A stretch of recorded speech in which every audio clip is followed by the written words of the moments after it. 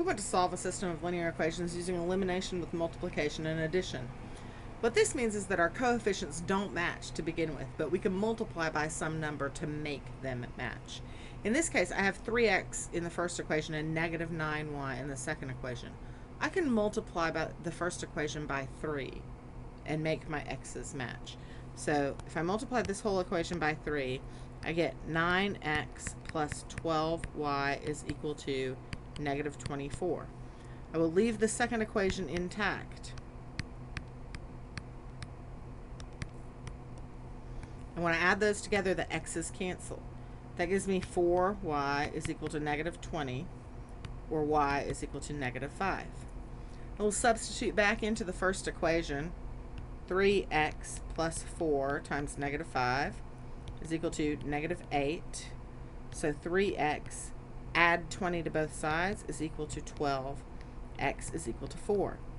That says that my solution set is 4, negative 5.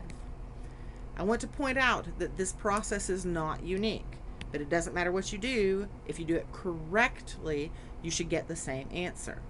Look at the y coefficients. I have a 4 in the first coefficient and in the first equation, and a negative 8 in the second equation. Therefore, I can also multiply this by 2, and that gives me 6x plus 8y is equal to negative 16. Leave the second equation intact. Negative 9x minus 8y is equal to 4.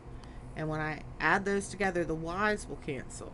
So negative 3x is equal to negative 12. Divide both sides by negative 3. X is equal to 4. That's what I got using the first process.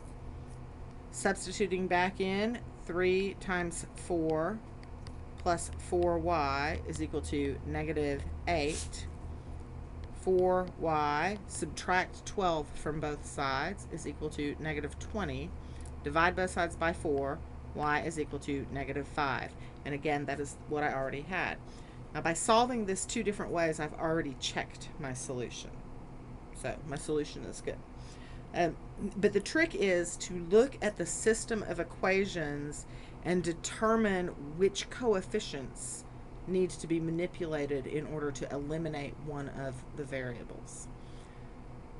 This is the reason that if you have a coefficient of 1, substitution is a better method.